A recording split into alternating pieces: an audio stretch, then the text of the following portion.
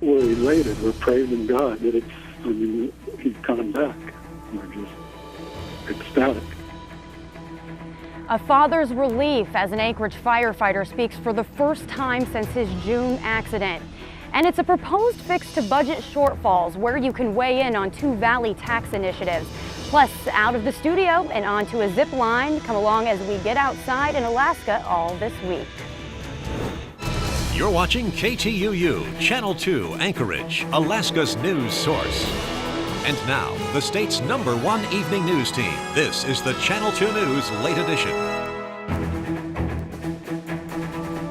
Good evening, everyone, from SEWARD. We are live here for this Monday night as Channel 2 kicks off 4 days of getting outside. We are here in SEWARD to learn more about what you can do close to home and still enjoy all the beauty that our state has to offer. Again, this week we will be out live for the late edition from SEWARD, Anchorage, and the Valley. And as the days start to get shorter, make sure you take advantage of all that you can do. Now let's check in with Jackie Purcell, who is also out live from Anchorage. And hey, Jackie, how's the weather looking out there? Well, Caslin, it was a day that started off with some sunshine but ended with some clouds. And if you take a look at our satellite and radar imagery, you can definitely see what is headed our way. That cloud cover is associated with the system just off to our west, and it's going to continue to pump that moisture into the region. Into the evening forecast, we'll be looking at temperatures that will be anywhere from 50 to 55 degrees. And as far as the conditions, there'll be mostly cloudy skies, and then again that chance of overnight rain showers. As far as the next several days, well, the first several days of August are going to be damp. We'll have that rain by tomorrow evening. That's expected to stick around by Wednesday. Our daytime high temperatures will still stay in the 60s, under averages though, until Thursday when we start to dry out and warm up again. Looks like the weekend's going to be a nice one too. We'll have all your forecasts coming up a little bit later on the late edition, Caslin. All right, Jackie, thanks. Well, should the Mat-Su Borough adopt a sales tax to pay for education? It's a question Valley residents may be asked to vote on during a special election. Channel 2's Dan Carpenter tells us who's asking for the tax and why. The borough's mayor has brought forward a sales tax ordinance at the request of the school district. Tomorrow, the public will weigh in on what the tax could look like and if a special election should be held. The seasons come and go in Palmer, but one thing has stuck around. The city of Palmer has had a 3% sales tax almost since its founding in 1951. This week, the Mat-Su Borough Assembly will decide if there should be a special election, asking voters if they want a sales tax for all areas of the borough, one that would go on top of city sales taxes already in place. Let's say it's a 2%. If you live outside one of the cities in the borough, you're going to pay 2% if approved. If you're in the city of Palmer, those residents, when you shop in Palmer, you'll be paying 5%. The request comes from the school district after absorbing an $11 million deficit this school year. There's additional students and their costs have been going up. The draft ordinance would ask voters to approve a 2% area-wide sales tax, capped at $500 per transaction with a sunset date of 2022. If approved, it would go into effect May 1st of next year. The borough says it could generate close to $20 million a year. There was not any additional money. We're at the cap, and so the school is saying, well, we need more than the typical 3% you usually give us. And so they requested the assembly to look at a sales tax. I don't know that the school district's request is unreasonable. I just don't think that this is where they need to get the additional revenue. The city of Palmer's mayor is concerned about the impact on young families and seniors and says it will drive shoppers out of town. I think, they'll probably stop at Fred Meyer or Safeway, either in Anchorage or even in Eagle River, and shop there rather than stopping either here or in the city of Wasilla. All aspects of the ordinance could change as the Borough Assembly considers public comments and amendments. The mayor's requested date for the special election is January 23rd. What type of government do you want? What type of schools do you want? And what are you willing to pay for those? To bring the question to voters, the school district would pay for the cost of the special election out of its budget. The public hearing begins here at 6 p.m. at Borough headquarters. Reporting from Palmer, Dan Carpenter, Channel 2 News. Good news for those in real estate. Market officials say the Mat-Su Valley has been steadily growing. Typically in the valley, a home will stay on the market for about 3 months, and despite the current recession, realtors say people always move and need a place to settle down. State economist Neil Fried says the market steadily could be related to the number of new homes being built, which is one of the big differences between this recession and the last bad recession in the 1980s. When you look across the country at other recessions historically, some recessions have a significant impact on real estate and some don't. So in that sense, it's not that surprising. This one obviously is not, and I think part of it's just because we just never overbuilt. Now, Fried says the market has been relatively stable because they've been seeing that decrease in inventory. Here's a breakdown of the market. Now, according to the multiple listing service, the median sale price for a home in the valley is about $581,000. That's less than 0.5% lower than the pre-recession average. Homes in the valley have dropped about 26% since 2015. In Anchorage, 60 newly built homes have been sold this year. That number is down 40% since 2014. Meanwhile, Governor Walker signed the capital budget into law, which funds some of the state's infrastructure, energy, and housing projects. And according to the governor's office, it's the smallest one in nearly 2 decades. Alaska Public Media reports the budget was nearly twice as large in 2013 as at $3.6 billion. When oil price fell in 2014, so did the amount of money available for Alaska to repair and expand roads and other infrastructure. The state spent more than $2 billion on the capital budget in 2013. The new budget includes less than 1/10 of that. Much of the rest of the funding is from federal match dollars. Well, it's a long-awaited sign of progress for an injured Anchorage firefighter. At the same time, the community is pitching in to help. Jeff SCHULTZ, the father of 29-year-old firefighter Ben Schultz, told us that for the first time since June 5th, when Ben fell off a ladder during training, he said a few words today. Jeff is with his son at the Craig Hospital for Rehabilitation in Colorado, which specializes in head and spinal injuries. Jeff tells us as of today, they now consider Ben to be in a conscious state. For the longest time, Ben has been in a state of semi-consciousness and or unconscious. And just today, for the first time, when prompted, he spoke words. He actually said hi, he said mom twice, and he also said dad when prompted, which is a first. So according to the therapist, he's no longer semi-conscious, but he's conscious, which is, by the grace of God, it's fantastic. The family has repeatedly talked about their faith and gratitude for community prayers, as well as the help they've received, including a fundraiser planned for this weekend. The barbecue fundraiser is this Friday from 6:30 to 11 p.m. at Elite Sports Performance at 801 East 82nd Avenue. The event is hosted by That Business along with the Firefighters Union. Besides food, there will be music along with a live and silent auction to help the Schultz family during these financially challenging times. Organizers say it's a family-friendly event. Well, an emotional sentencing today as family members confront the brother of a man who allegedly had a dead woman in the back of his car. I don't know how anybody could stand to listen to hear my granddaughter screaming. She had a lot of stuff done to her.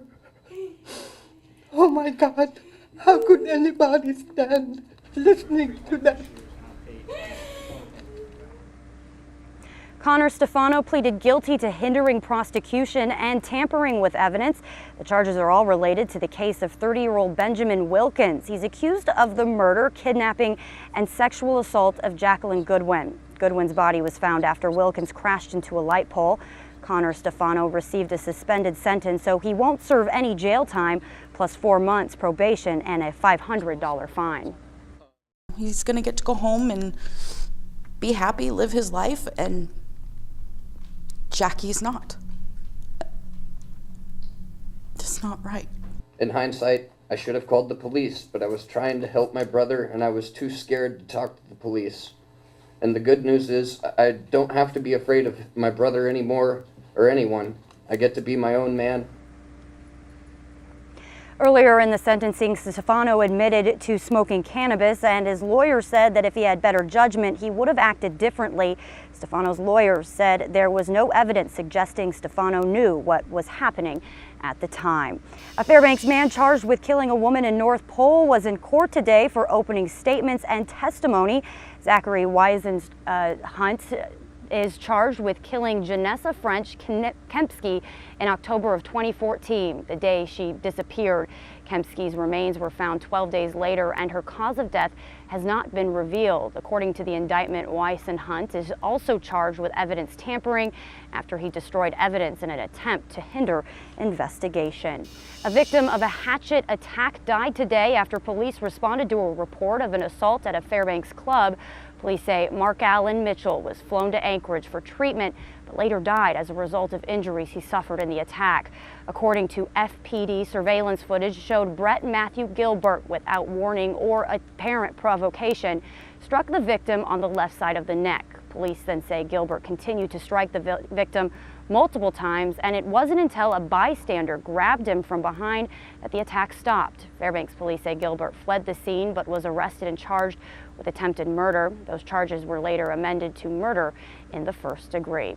Up next on the late edition, zip lining in Seward. Come along as we head through a forest of Sitka spruce and see amazing views of this harbor city. And if you head to Seward, you can't skip the fishing. A preview of the Silver Salmon Derby that kicks off in just a few days.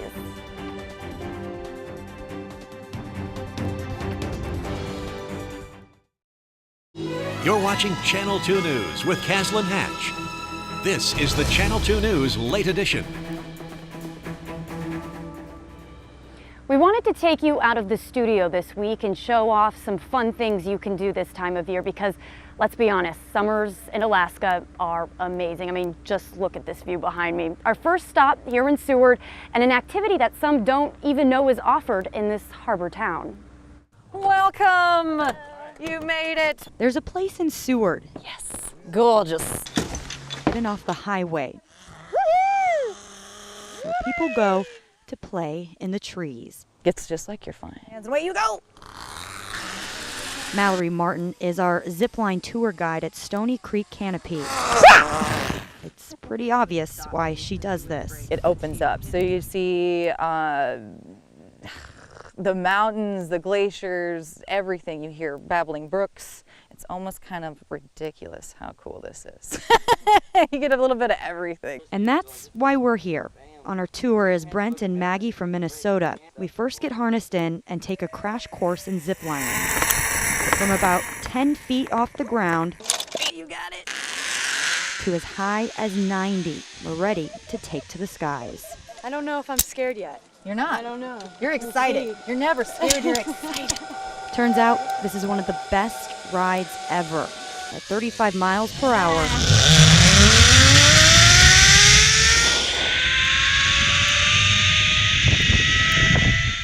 We're gliding through spruce trees with mountains as our backdrop. The views from up here are incredible. It was amazing. A lot of fun.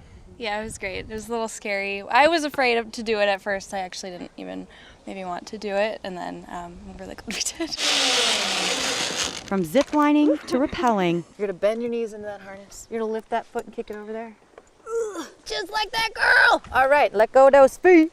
I'm gonna take your picture. Pretend to look happy about it.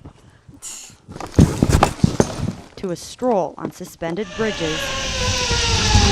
We end where we begin. And we're ready to do it all over again.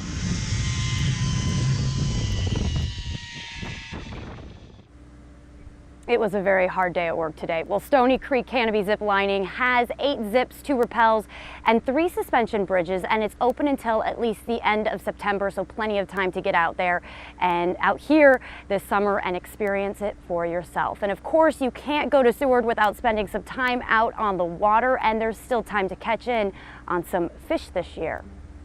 I hope you buy your derby ticket and come down and go fishing. In just a couple of weeks, the Silver Salmon Derby kicks off. You can get Derby tickets at the Shack on the boardwalk. You must buy a ticket before going fishing if you want to compete in the Derby.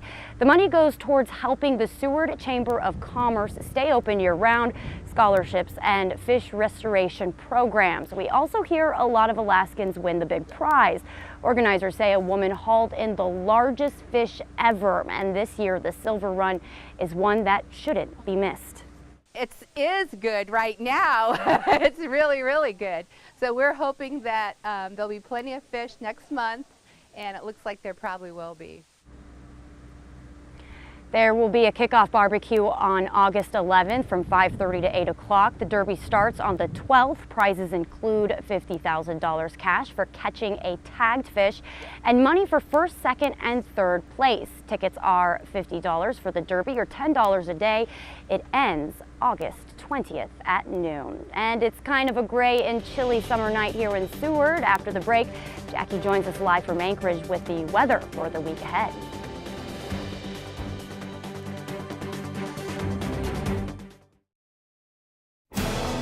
Now, Channel 2 weather with meteorologist Jackie Purcell.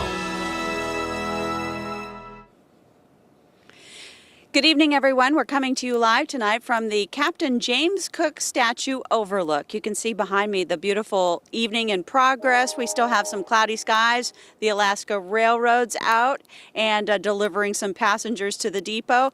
Beautiful sunset. So it's quiet for now, but things are going to be changing. Take a look at how our day started. The clouds moved in rather quickly on that time lapse. If you move that, we can see that, yes, from blue sky to cloud cover throughout much of the day. And as far as your conditions as we work our way into the evening and overnight hours, it will be kind of cloudy out here. Cloudy skies, some scattered showers into the Anchorage area. That will be the case here over the next couple of days, but we'll start out into the Pacific Northwest. If you are headed to Seattle or the Portland area, I'm telling you, you're going to need your really good summer clothes because it's going to be into the 80s and 90s and around Portland into the 90s and close to the hundreds. They could get up to 108 degrees. If we swing it back into Alaska, you can see the frontal system associated with a low well off to the north, but heavy rains and even some strong gusty winds in the southern slopes of the Brooks Range. Farther down that front, rain pushing across the southwestern portion of the state, and that cloud cover and wet weather is headed for us, and that combines with another system into the Gulf. So we do have some warnings and advisories to talk about.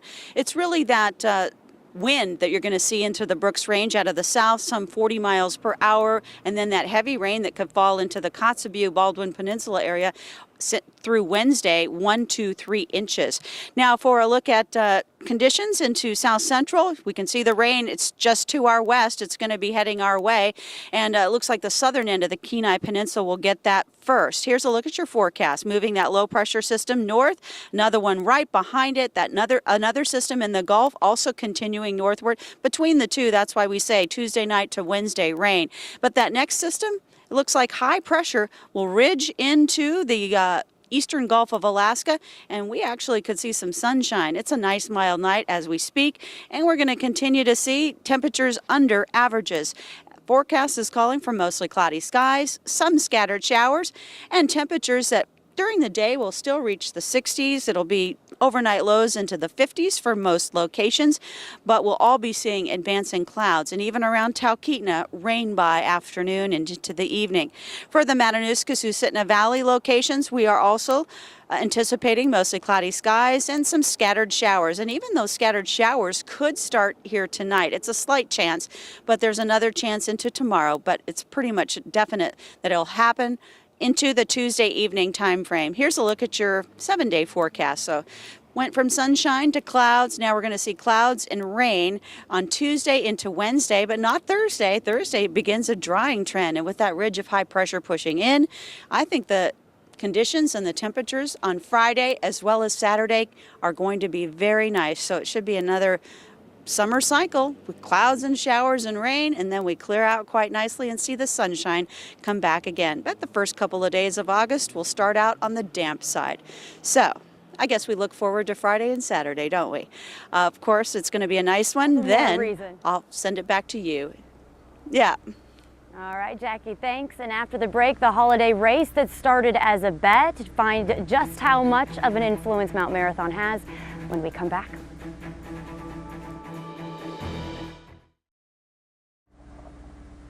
Of course, if you are in Seward, you have to try to conquer Mount Marathon at least once. Tonight, a little cloudy out. You can barely see the top of the mountain. Well, the mountain course ranges from 3 miles to 3.5, depending on what route you take. But you have to also prepare to do this hike, know the routes, talk to a local about the best way to get up and down. And as with any hike, make sure you don't start too late. Bring supplies, and it's suggested you don't go alone. But if you make it to the top, you will be treated to all the beauty of seeing the town of Seward from 3,022 feet on the end of the... And the mountain is so popular that guides on our zip line tour made sure to point it out to tourists who are visiting Alaska. Do you guys know Mount Marathon, or what it is? It's a race that happens every 4th of July. Awesome view right there. They climb up to the top of it and then back down. The record's, I think, like 41 minutes. Pretty intense. 10 minutes down. Well, it would probably be a little bit chilly night to head up on Mount Marathon, but who knows? Alaskans are pretty tough. Back in Anchorage, the goal of an event tomorrow is to improve the relationship between police and the community.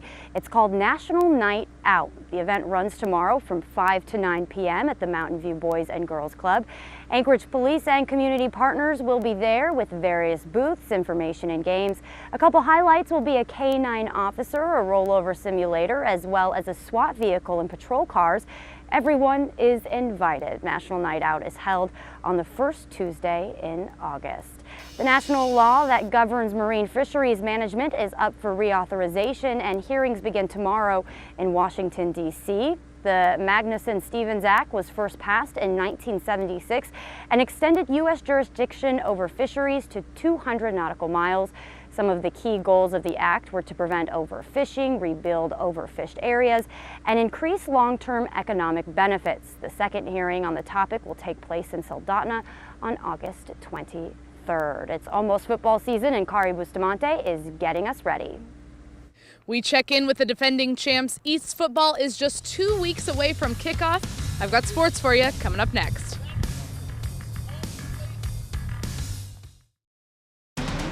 And now, from Alaska's sports leader, here's Kari Bustamante. There's nothing quite like those Friday night lights. With week 1 quickly approaching, Channel 2 is here to help you get reacquainted with our area teams, as this week we bring you our countdown to kickoff. We start today with the defending champion, the East High Thunderbirds. Last year, the T-Birds ended a 13-year title drought to win the Alaska State Large School Championship 13-7 over the West High Eagles. Now, according to head coach Jeff Trotter, a little over 20 of those defending champs graduated, so this year, East has fielded a pretty young squad. Trotter says the team definitely has speed, but lacks experience. Fortunately for the T-Birds, East sees 3 weeks of non-conference opponents before their first CIC showdown in week 4. Chugiak's always tough, and West Valley was looking a lot better last year. Lathrop, obviously, we played in the playoffs, so it's not that they're easy opponents, but it's good that they're non-conference, so we can try a few things and make sure we get players time, and then we can see how they handle true game experience. I'm happy about it because we need to get some experience playing some of those teams and getting into the motion of getting some of the plays on our offense, because we're not really ready for those conference games yet. Week 1 of prep football is next Friday. East opens with Chugiak at home Friday, August 11th. And moving from the gridiron to the green, this weekend at Palmer Golf Course, the Palmer Invitational Pro-Am Tournament taking place. The 2-day event featured professional, amateur, and team divisions, and in the end, it was Aaron Dexheimer winning the Pro Division. In second, Anchorage's Brandon Kaiser. In the amateur gross division, Greg Sanders took the title. Second was Adam Baxter. And the team title goes to Hunter Blake, Ed Gore, Adam Baxter, and Rick Boyles. The purse for the professional division was $14,000 this year, with the winner taking home $3,700. At East High School, Kari Bustamante, Channel 2 Sports. And we'll be right back after the break with a final look at the weather. And we're wrapping up in Seward tonight for our first day of our Get Out series. It's a little cloudy here, a little gray skies, but let's send it back to Jackie for one last check of tonight's weather in Anchorage. Hey, Jackie. Well, we're simpatico with you, Caslin, because we're cloudy here as well. And the difference here is going to be rain. We expect that rain by tomorrow evening on into Wednesday. Daytime high temperatures will be under 66 degrees. But it looks as though we're going to see some nice weather develop again on Friday into Saturday. So we'll see some sunshine, temperatures up to 70 degrees again by Saturday. So there's something to look forward to. In the meantime, a couple of days of rain. Back to you. All right, Jackie, thanks. And join us tomorrow. We're going to be in Anchorage. Make sure you tune in to the 10 o'clock late edition for more of our Get Out series. Have a good night, everyone. We'll see you tomorrow.